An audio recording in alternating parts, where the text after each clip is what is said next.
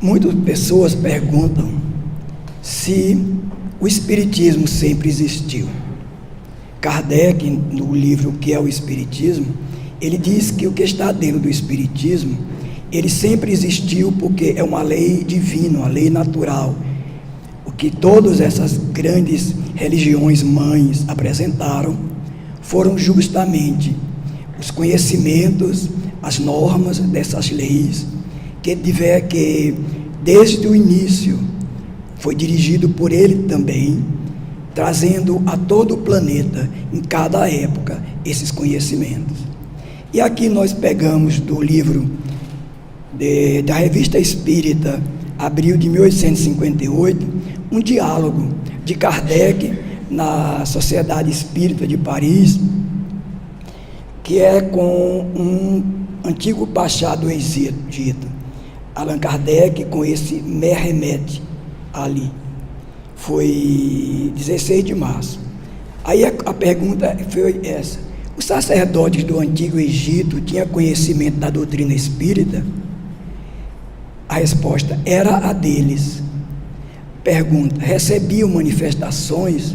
A resposta: sim. As manifestações que obtinham os sacerdotes egípcios tinham a mesma fonte de Moisés que Moisés obtinham? Sim, ele foi iniciado por aqueles. Pensais que a doutrina dos sacerdotes egípcios tinha qualquer relação com os indianos? Sim, todas as religiões mãe estão ligadas entre si por laços quase invisíveis, decorrem de uma mesma fonte. Então, é justamente dessa mesma fonte que os primeiros movimentos desse conhecimento espiritual chegou ao mundo há uns 4.800 anos, lá na Índia, na Bharata, e foram os Vedas, que são 4 livros e que tinham todos os conhecimentos que falam sobre a imortalidade, sobre a relação do mundo espiritual e do mundo físico, e as normas, as normativas, os parâmetros para que toda a humanidade, no caso os indianos, pudessem encontrar o equilíbrio e fazer uma sintonia profunda com a divindade. Logo depois, mais de 3.000 e poucos anos, esses espíritos, eles escreveram o Mahabharata. E no Mahabharata tem o Bhagavad Gita. No Bhagavad Gita, ele tinha também essas mesmas características, só que mais extensa. E de uma maneira bem interessante, ele é um livro dialogado entre Krishna e Arjuna. E são 30 cantos, onde o Senhor Krishna fala com Arjuna dessas normativas que Arjuna deveria fazer para ser feliz, para ter autoridade moral, para ter domínio sobre os espíritos inferiores e sobre a reencarnação, sobre a morte. Alguns tempos depois foi a vez do Egito. No Egito havia o Hermes Trismegisto, 3 vezes sábio. Esse homem, diz que de uma sabedoria gigantesca, ele escreveu 42 livros, nenhum deles chegou até nós, mas alguns escritores dizem que ele escreveu toda a estrutura do pensamento egípcio, também falando sobre a morte, sobre a imortalidade, sobre o contato com Deus, o processo de entender Deus. Então, da mesma maneira da China, a China, há 5.000 anos, as mesmas informações chegaram. Eu vi um dos livros da chinesa que chama I Ching, eu não sei se alguém conhece aqui. É um livro de uma sabedoria extraordinária. E aí ele é tipo um jogo. Você joga com varetas e depois você faz uma pergunta. Essa pergunta tem que estar bem lógica, bem concisa. E daquele jogo dá várias informações e você recebe uma resposta. Na medida que você vai desenvolvendo isso, você não precisa mais das varetas. Você faz a pergunta e o livro responde. Aí o livro diz que na realidade não é ele que responde, é a nossa própria consciência. Depois chegou também a vez do Nepal, onde chegou o Buda, com conhecimento trazido. O Buda já tinha um conhecimento de uma forma em que ele levava o indivíduo à introspecção, ao autoconhecimento, ao encontro com Deus através do conhecimento interno, da transformação moral, a fim de que também o processo é o mesmo de encontrar a Deus e ser feliz. Todo esse processo, o tempo todo, chegou também a época dos hebreus, e lá entre os hebreus a Torá. Depois foi escrito também a Cabala.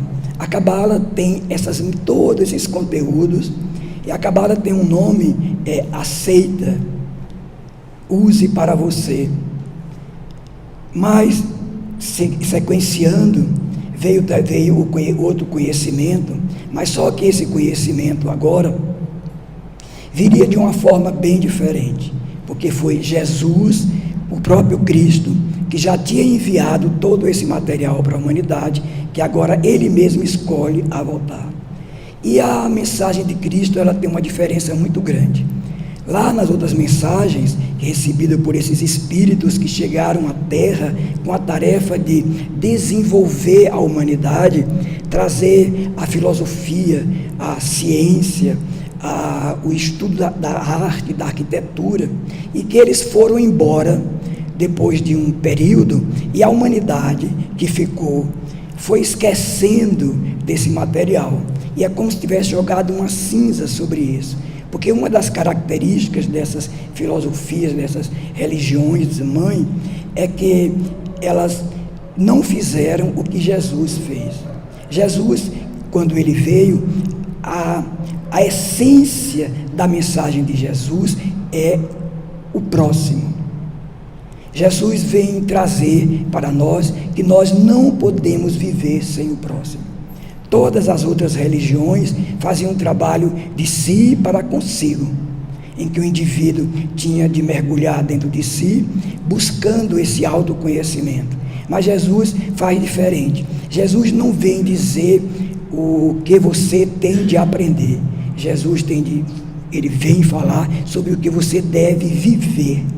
E a proposta máxima dele é o amor ao próximo, o devotamento, a doação, porque Emmanuel vai dizer bem mais tarde que não existe,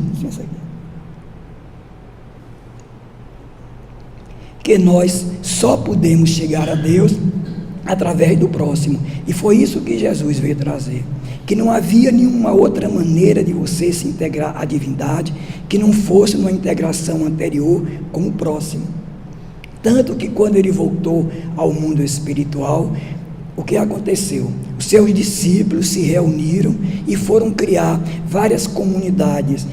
A primeira, a comunidade que você falou, né, que é a Casa do Caminho, onde se cuidava dos maltrapilhos, dos infelizes, dos doentes, porque naquela sociedade, esses seres eram considerados até não seres, porque eles não tinham nenhum direito.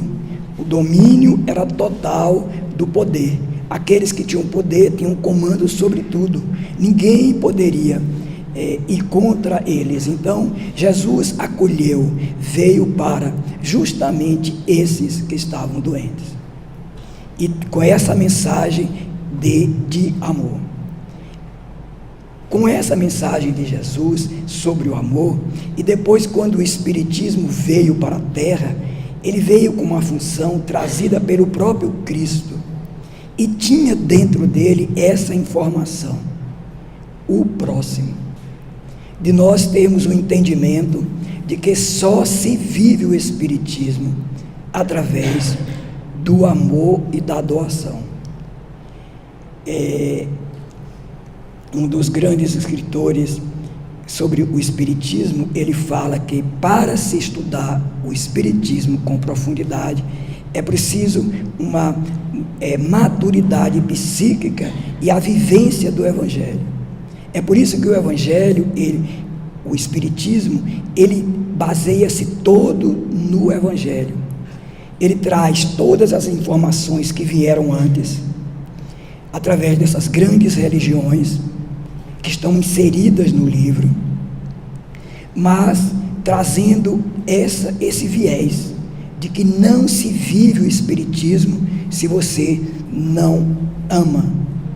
Todo o trabalho da doutrina espírita, todos esses escritos são para que nós aprendamos a amar. E aí nós vamos agora falar um pouquinho sobre o contexto histórico e cultural do surgimento do Espiritismo. Quando nós falamos que Jesus veio, ele trouxe o Evangelho. O Evangelho foi se desenvolvendo dentro da sociedade, mas quem dominou toda essa estrutura do pensamento foi o catolicismo. No catolicismo, eles criaram uma teologia. Essa teologia para atender às necessidades da religião. E nessas necessidades, eles criaram uma teologia, tirando vários dos conhecimentos que levaram essas grandes religiões a expressar para a humanidade, que é a reencarnação, que eles foram tirando, sobre as penas em que você errasse uma vez, você iria para o inferno. E o mundo espiritual em que eles apresentaram para nós era algo muito sem uma dimensão mais profunda. Era o reino de Deus que Jesus falava, mas eles apresentaram como uma coisa em que para entrar precisávamos ter feito todo o bem possível, e se um erro só que se cometia, a gente não poderia entrar nesse reino de Deus. No processo em que foi se desenvolvendo isso, chegou a humanidade na Idade Média. Na Idade Média, todo o poder ficou com a religião. Ela expulsou toda a cultura, e a cultura da ciência, da investigação, da filosofia, foi esmagada por a visão religiosa. Essa visão religiosa, ela dominou todo o mundo ocidental e criou várias situações com esses ensinamentos. Ele dizia assim, as pessoas diziam assim: se eu pequei, eu vou para o inferno. Se eu vou para o inferno, então eu não tenho mais preocupação, eu tenho agora de curtir, eu vou viver como eu quero, porque se eu vou para o inferno, eu não tenho mais jeito. Em sequência disso, a sociedade, os religiosos que dominavam, eles tinham um poder total, e esse poder da ignorância que tinha o medievo, eles extirparam, eles tiraram os pensadores, os iluminados, homens do conhecimento, eles foram proibidos, eles foram queimados. Então viveram esses espíritos situações extremamente dolorosas. Quando chegou a época da mudança, porque sempre chega pela lei natural a época da mudança, aconteceu o quê? Aconteceu de um novo sopro veio para a Terra. Da mesma maneira que aqueles espíritos vieram de outros mundos para trazer as ideias das religiões mães, chegou agora vários espíritos iluminados, trazendo a ciência, a filosofia, em todos os campos. E cada vez mais que esses homens se expressavam, a sociedade foi compreendendo que a ciência era, em essência, aquilo que ia dar felicidade para os homens. Todos os pensadores que já passaram por experiências traumáticas com a religião, elas simplesmente abandonaram a religião e deram o troco, porque todo o pensamento se voltou para a investigação. E essa investigação, que era positivista, ela, como a religião que tinha se expressado na humanidade não dava nenhum parâmetro para que se conjugasse com a ciência, o que aconteceu? eles excluíram totalmente a religião, excluíram Deus. Eles diziam que não havia nenhuma necessidade de Deus para expressar os pensamentos e as leis que ele apresentavam à sociedade. Daí veio uma outra configuração, dizendo: se tudo é matéria, para que é que eu vou me preocupar se lá depois da morte não tem nada? Eu vou gozar, eu vou viver, eu vou conquistar o meu prazer e vou viver do meu prazer. Então, chegou uma nova época para a humanidade, que foi uma época de grande evolução da ciência, mas também uma época de escuridão espiritual, porque qualquer manifestação da alma era considerado paranoia, doença, e a ciência não aceitava aquilo como patologia. Então, nesse ambiente em que foi excluído completamente a ligação com Deus, a religiosidade, desenvolveu o materialismo. No materialismo, as pessoas achavam: eu preciso ganhar o meu sustento para eu ter o prazer da vida, para que eu tenha posse, para que eu tenha um domínio, para que eu tenha um poder, para que eu consiga aquilo que é importante para mim. Porque eles se vinculavam a uma situação: a vida é para ser vivida com prazer, e esse prazer é comprado através do esforço que eu faço para ter o domínio do dinheiro. Então, essa configuração foi que gerou na sociedade a situação de uma necessidade. E aí eu vou ler uma pequena poesia de Cassimiro Cunha, que é assim: salve Kardec, sobre a terra de sombra e de amargura, a treva espessa e triste se fizera, a ciência e a fé nas asas da quimera mais se afundavam pela noite escura. A alma humana de então se desespera, e eis que das luzes místicas da altura desce outra luz confortadora e pura, de que o mundo infeliz se achava à espera. E Kardec recebe-a sobre o abismo, espalhando as lições do Espiritismo em claridades de consolação. Emissário da luz e da verdade, entrega ao coração da humanidade a doutrina de amor e redenção. Foi justamente nesse clima de sombras densas provocado pelo materialismo que Kardec vem nesse ambiente do mundo trazer a doutrina espírita. E esse espiritismo, enquanto saber organizado, nasceu no século XIX, na civilização ocidental, na chamada Idade Moderna. Começa a Idade Moderna. E Kardec, ele só foi ter contato com esse material que seria no futuro a doutrina espírita, quando ele tinha já 50 anos. Mas na realidade ele era um espírito preparado no mundo espiritual para vir fazer essa tarefa, porque era uma tarefa que exigiria dele, de qualquer ser humano, faculdades, capacidades extraordinárias. Por quê? Porque ele teria de trazer uma filosofia de alta complexidade, um conhecimento extraordinário de uma ciência da alma, uma ciência do mundo invisível. Só que tudo isso tinha de ser escrito de uma maneira muito objetiva e absolutamente clara, onde qualquer pessoa, das pessoas que não tivessem instrução, ou as pessoas mais iletradas, pudesse entender, cada qual tendo uma condição de, adentrando aquele conhecimento, pudesse absorvê-lo com profundidade. Então, era um homem bastante preparado. Ele era um pedagogo, um espírito que falava 6 línguas, tinha um domínio da própria língua dele, tanto que ele escreveu vários livros. Era um homem de uma moral ilibada, um senso crítico profundo e um senso de lógica absoluto, porque quando ele pegava qualquer informação, ele observava de todos os ângulos, de forma tal em que ele recebeu alguns escritos através de alguns médios. Mas antes, começava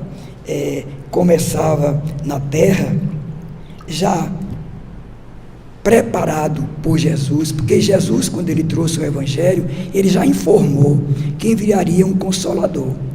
Então, na realidade, Jesus preparou a doutrina espírita durante esses séculos todos. Por quê?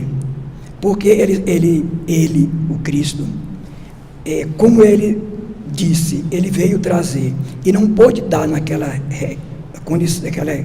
época, os conhecimentos mais elaborados como ciência, porque aquela civilização arcaica, agrária, não tinha condição de absorver.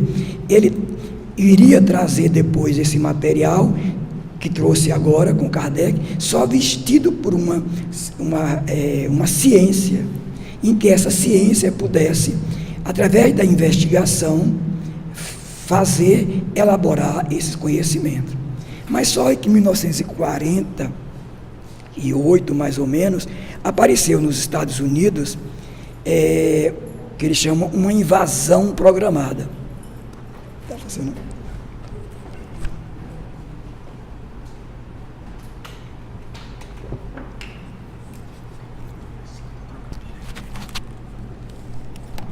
Uma invasão.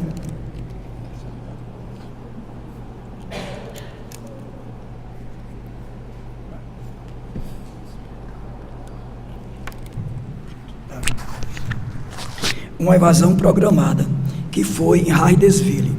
Uma família foi morar numa determinada casa, e essa casa começou a ter eventos mediúnicos, de pancadas, e através dessas pancadas, ele falou, aquele ser que estava ali, falou que ele tinha sido um mascate. E a Universidade de Nova York mandou 3 comissões lá para estudar, porque o reitor Joseph Edmundo, tinha sintonia com a espiritualidade. E lá eles têm relatórios dizendo que era real e verídico aquela situação. Isso se desenvolveu na sociedade toda, no mundo todo, até chegar na França. Na França, começam a haver as mesas girantes. Essas mesas girantes eram um fenômeno em que as mesas se movimentavam, e foi convidado Kardec para ver esses fenômenos, e ele disse que era impossível uma mesa se movimentar, que disseram para ele também que essa mesa já falava, respondia questões. Ele disse que era preciso que ela tivesse cérebros para poder fazer isso. Mas tanta insistência ele foi, e aí viu e percebeu que na realidade, através das comunicações, que ali eram entes vivos, espíritos, que estavam fazendo aquelas comunicações.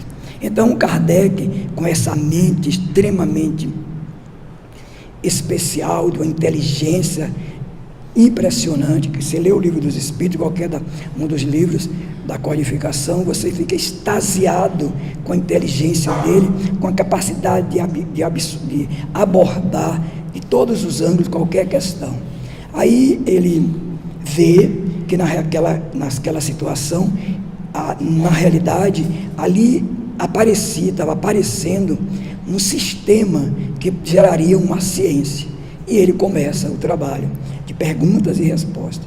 Da mesma maneira como lá no Bhagavad Gita era dialogado, Arjuna com Krishna, Krishna com Arjuna, agora também Kardec decide que também será dialogado. Ele faz as perguntas aos espíritos e os espíritos respondem.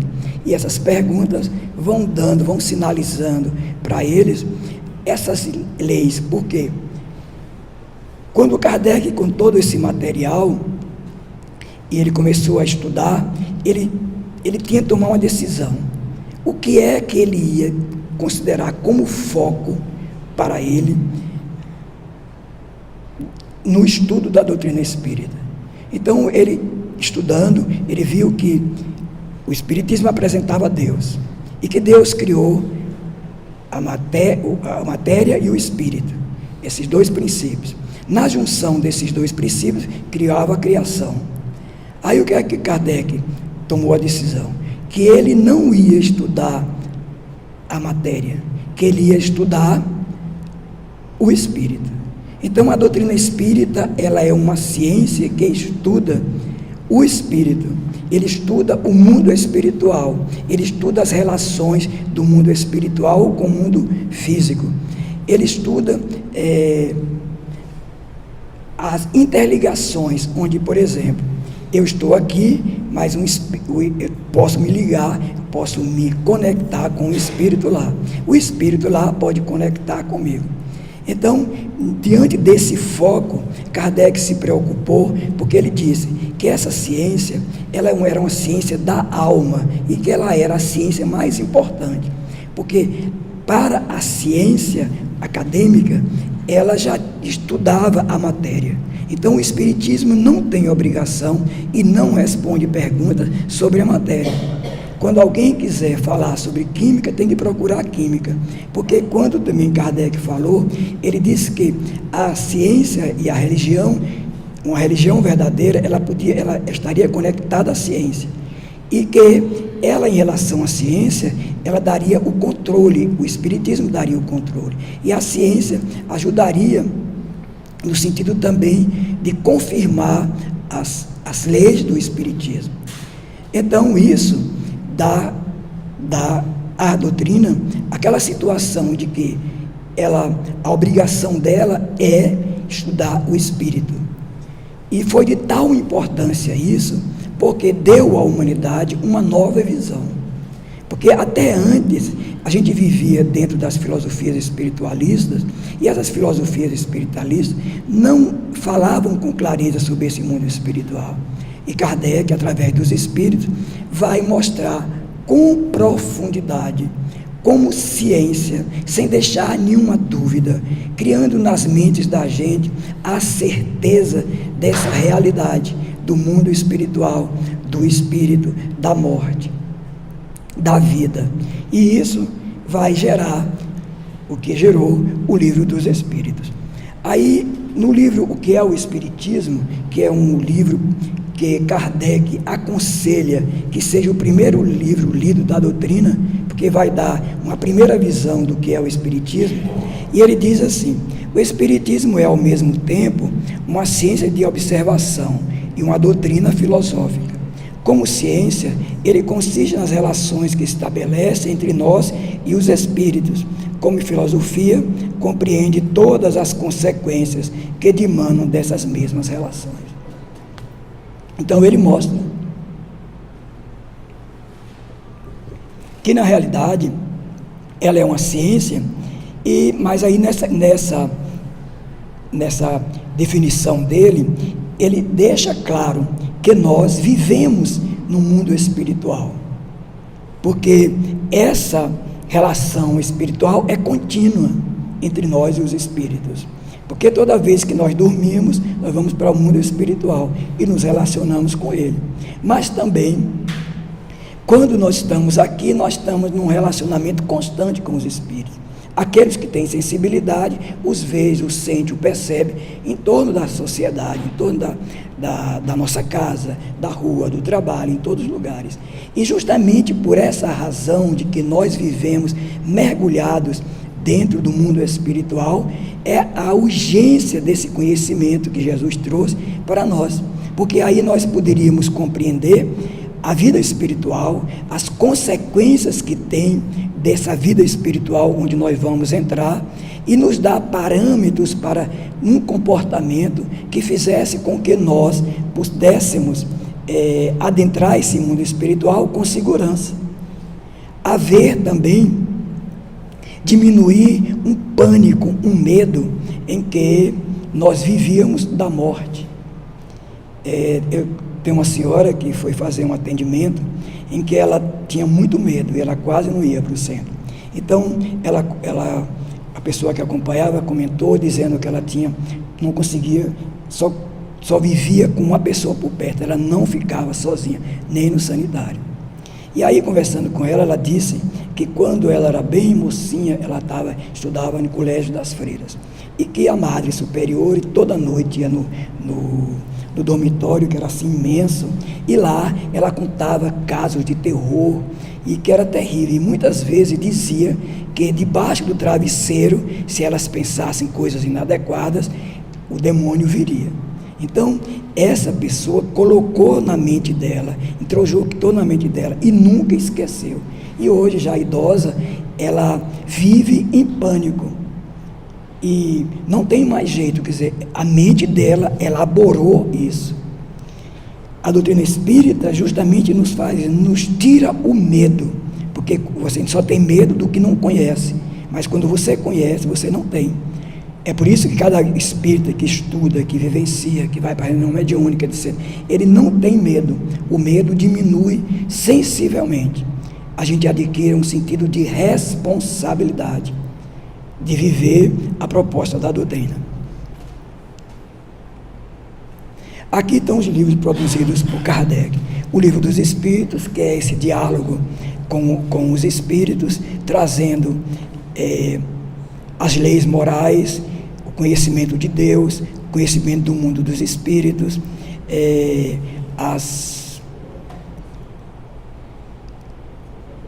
e essa relação com esse mundo espiritual. No Livro dos Médiuns, é um livro prático, onde ele vai apresentar os métodos de você interrelacionar-se com o mundo espiritual. Para você se relacionar com o mundo espiritual, você tem que ter parâmetros de leis e saber como fazer isso, porque nem todos os espíritos, ele diz, têm o mesmo nível de conhecimento. São os mais variados níveis de conhecimento. Dos espíritos imperfeitos aos espíritos bons, ele dá essa ligação. As obras póstumas é uma obra em que foi colocado o material que ele já tinha escrito depois que ele tinha morrido. E o que é o Espiritismo foi o primeiro livro que depois do Livro dos Espíritos ele escreveu o que é o Espiritismo. No Evangelho ele vai falar da moral do Cristo. Nos livros Céu e Inferno ele vai falar das experiências de morte de vários homens e mulheres que morreram, ele pergunta, e vai falar também das consolações. E a Gênese, ele vai falar dos caracteres da doutrina espírita, vai falar sobre a gênese da Terra na visão espírita, e vai falar também dos milagres de Jesus. Então, esse conjunto vai dar para nós uma estrutura de pensamento, que é onde nós vamos ver todas as coisas da vida, todas as vivências, todas as ciências, elas vão ter, com essa visão, elas tomam outra conexão, porque a parte da moral e da responsabilidade, adentrada na nossa consciência, pelo conhecimento da lei de causa e efeito, vai fazer com que o cientista saiba da responsabilidade que ele está ali tendo em relação ao uso dessa ciência, das ciências em que eles criaram. Por exemplo, como a bomba atômica foi criada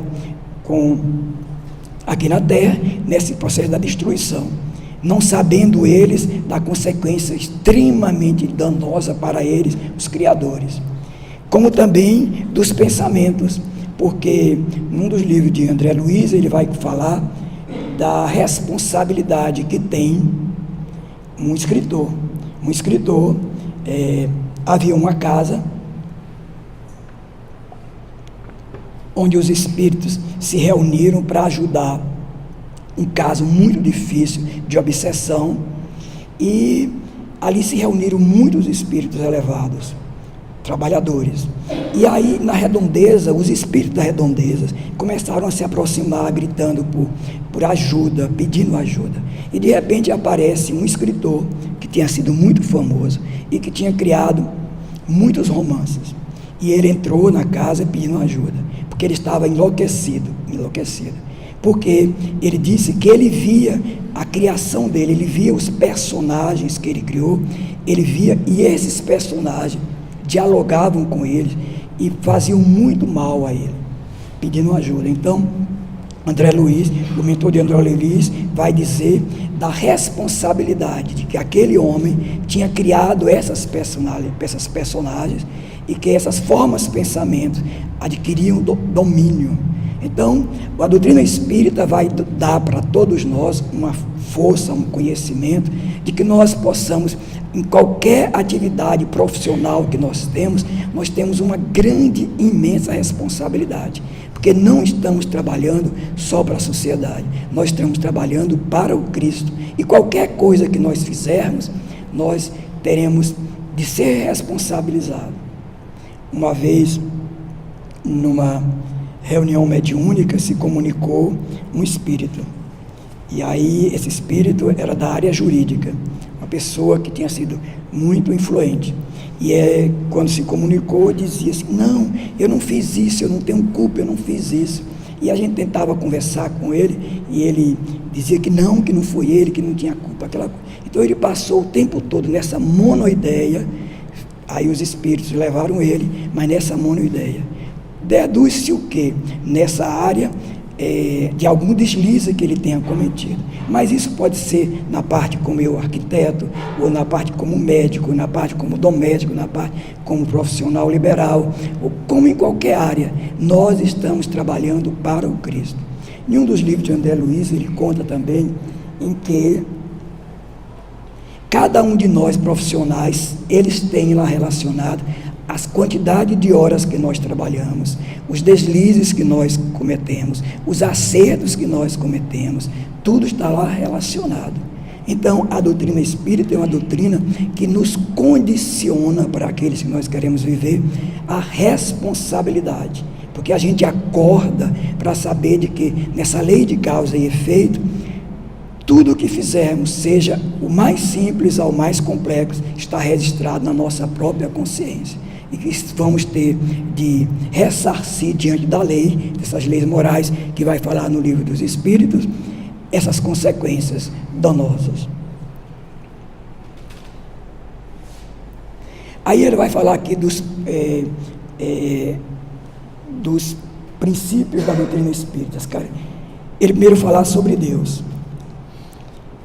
Como todo mundo sabe, quando Kardec escolheu que o primeiro capítulo se iria falar sobre Deus, ele perguntou: o que é Deus? E a resposta foi a inteligência suprema, a causa primeira de todas as coisas. Por que ele escolheu os espíritos?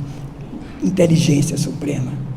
Porque ele é adimensional.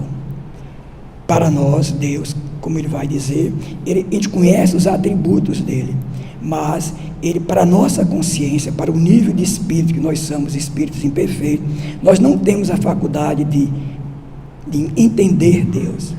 Agora, por que nós não temos capacidade de entender Deus?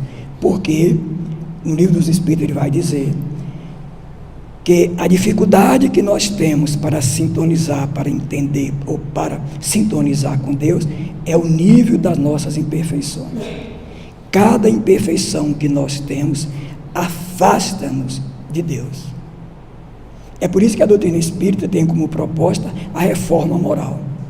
E essa reforma moral passa por cada um de nós, porque na medida em que nós temos esses vícios, a gente não consegue um contato com Deus, essa sintonia. Por quê? Porque a nossa mente, todo o nosso psiquismo está tomado com os vícios, com a sintonia com o vício. E aí afasta-nos. Agora aproxima-nos de quem? Dos espíritos imperfeitos como nós. Então, é por isso que a doutrina espírita é uma doutrina da inteligência e da responsabilidade. Porque quando ele nos dá esse material todo, ele vai nos mostrar que na medida que a gente faça um esforço, e para a gente viver a doutrina espírita, nós temos que fazer um esforço, para essa melhoria, identificando tudo que nós temos de inferior. Isso é gradativo, porque a gente não consegue fazer de vez. Tudo que vamos encontrando nesse interior, a gente tem que olhar, identificar, não se assustar, aceitar e mudar. Porque se nós também nos assombramos, nós tendemos a viver uma fuga. E essas fugas são extremamente danosas, porque vai fazer com que perpetue mais esse defeito, e esses defeitos vão permanecer mais e vai atrasar o nosso desenvolvimento. Então, é preciso que nós, a doutrina espírita nos mostra, de que cada um de nós faça esse trabalho interior. E o trabalho mais importante é adquirir virtude. E essas virtudes adquiridas, elas são o mesmo material inicial desses vícios, que vão ser transmutados, transformados, iluminados, para essas energias psíquicas se transformar em virtudes. Quanto mais virtude qualquer um de nós vai adquirindo, mais nós nos percebemos, sentimos Deus.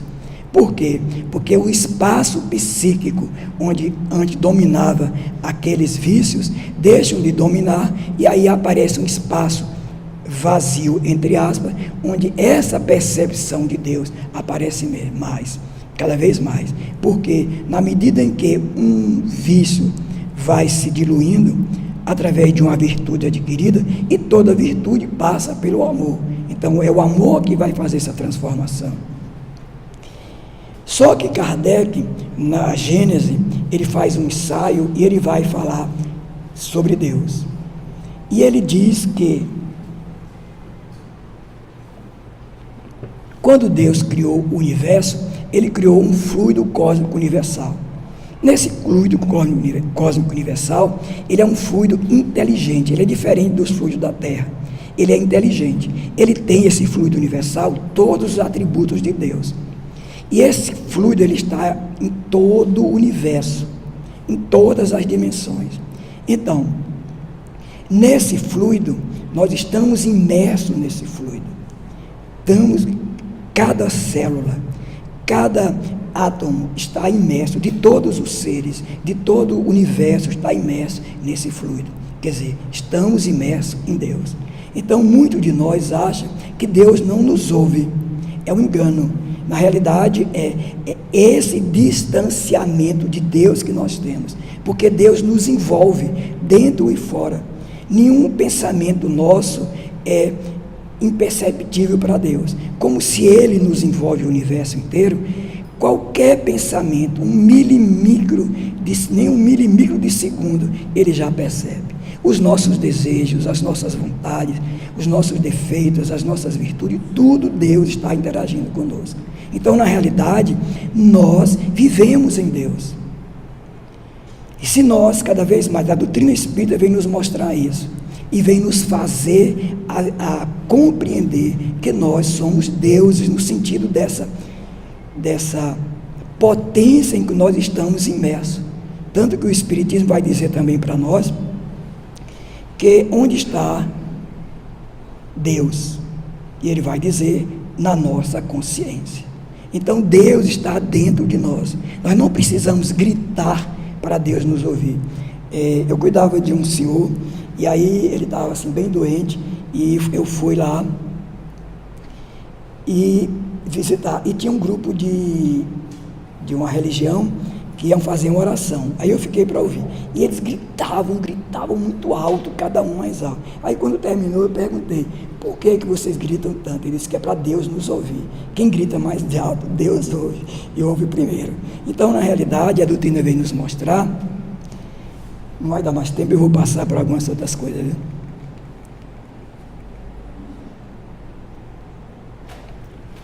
A doutrina vem nos mostrar que Deus, nós estamos imersos de Deus. Então, se nós queremos falar com Deus, é só entrar, vir para dentro. Acalma o pensamento, busca a tranquilidade e conversa. E Ele ouve. Nenhum dos nossos pedidos deixa de ser ouvido. Tanto que Ele diz, batei e abre-se-vos-á, pedi e vos será dado. Porque, na realidade, Ele está falando das leis divinas em que Ele mostrou lá nas leis divinas, nas leis naturais, mostrando que quando nós fazemos o que Ele determina, tudo acontece diferente. Então não adianta eu ficar pedindo, meu Deus me deu isso. Eu tenho de fazer, eu tenho de agir, e nessa ação as coisas acontecem pela lei dele, que está envolvendo a todos. Aqui ele diz, é necessário crer no Espiritismo e nas manifestações dos Espíritos para assegurar a nossa sorte da vida futura. Ele quer dizer assim, quem estuda o Espiritismo já está salvo? só crer no Espiritismo já está salvo? Ele diz: se fosse assim, todos os que não creem ou não puderam esclarecer-se seriam deserdados, o que é um absurdo. É o bem que assegura a sorte no futuro. Ora, o bem é sempre o bem, qualquer que seja o caminho que a conduz. Então não é a gente conhecer as leis que regem o Espiritismo. É muito importante, porque vai nos dar o conhecimento, vai iluminar a nossa consciência, vai nos dar o sentido da responsabilidade, vai fazer nos entendermos o significado da vida.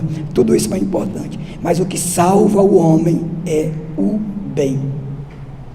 Se nós não fizermos o bem, nós não entraremos num bom lugar no mundo espiritual. Nós podemos ter toda a inteligência, conhecermos todas as ciências da terra, se nós não formos úteis, não fizermos o bem, nós não somos conduzidos a esse reino dos céus. Então a doutrina espírita diz: fazer o bem em essência é o mais importante, tanto que, como Jesus, ele trouxe o próximo para nós, porque quando você ajuda o próximo, ama o próximo, você está exercitando a luta contra o egoísmo. O Espiritismo se tornará uma crença comum ou será apenas de algumas pessoas? Certamente se tornará uma crença comum e marcará uma nova era na história da humanidade, porque está na natureza e chegou o tempo em que se deve tomar seu lugar entre os conhecimentos humanos.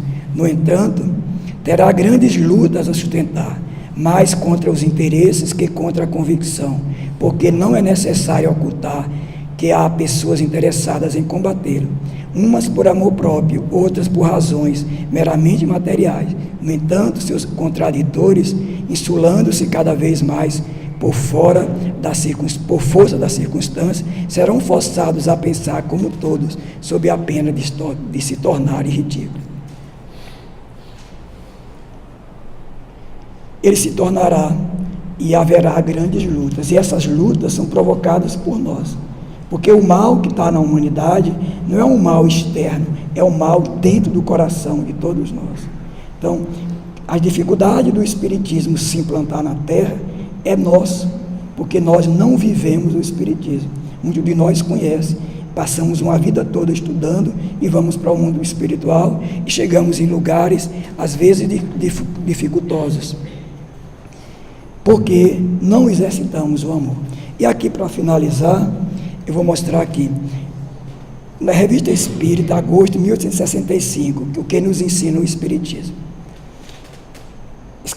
Falaram para Kardec que o Espiritismo não tinha utilidade, porque ele não tinha criado nenhuma tecnologia, ele não tinha criado nada como um vapor, como aqueles vapores, não tinha criado nada de útil, material para a humanidade. Aí ele vai fazer uma série de discursos e depois no final ele coloca isso daqui. Os adeptos de tal modo aproveitaram que o Espiritismo até hoje ensinou que nada mais tenha a fazer, porque também diziam que já tinham estudado o Espiritismo devia trazer mais novidades.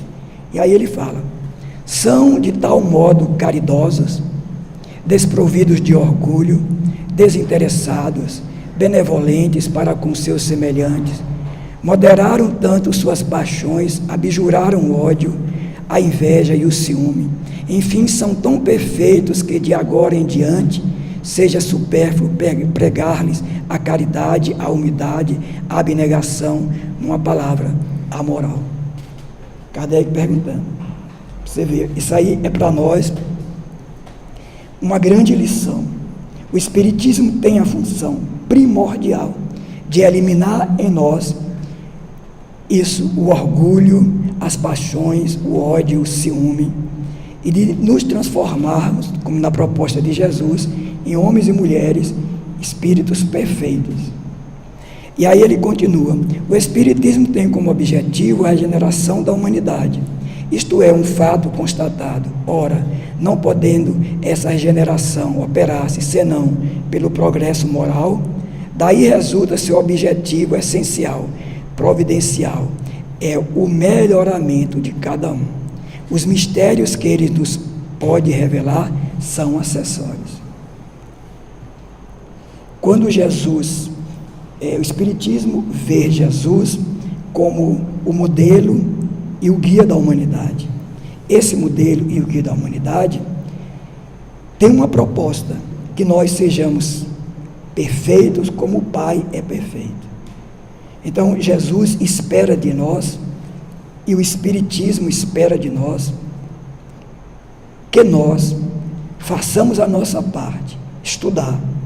Como eu disse, Viana de Carvalho fala que para estudar o Espiritismo a gente tem que ter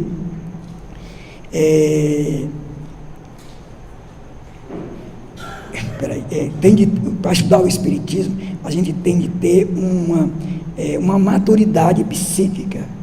O que é a maturidade psíquica? Nós precisamos ter um entendimento, um desejo de aprender esse psiquismo que gera a doutrina, o interesse de melhora, de esforço, e também exige a vivência do Evangelho.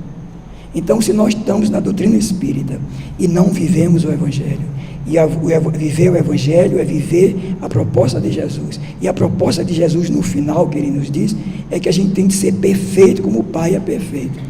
Ele dá um aporte, mostrando que a nossa situação de viver agora aqui na Terra, nesse nível, é apenas provisório, e ainda é um nível muito raquítico, que nós temos de avançar, e nesse avanço, para vivermos e entrarmos em sintonia com um dos melhores, quando a nossa mente estiver nessa sintonia da harmonia, da vivência de Jesus, vivendo Jesus no dia a dia, na profissão, em casa, no trabalho, na rua, dentro da escola.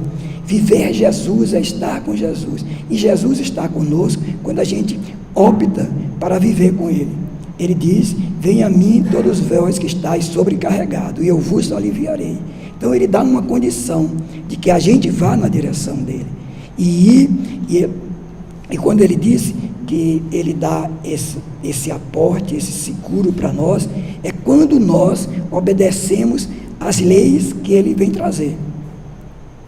Assim, o Espiritismo, ele é um ambiente onde se vai se formar no futuro, como está se formando muitas comunidades. Essas comunidades têm como parâmetro o espírito, a imortalidade da alma, e acima de tudo o amor vigendo entre todas as criaturas, porque viver o amor é a única forma de nos libertarmos de viver nesse mundo de provas e expiações, onde predomina a loucura, o mal, as dificuldades que a gente vê graçar na humanidade. Muito obrigado pela atenção, muita paz.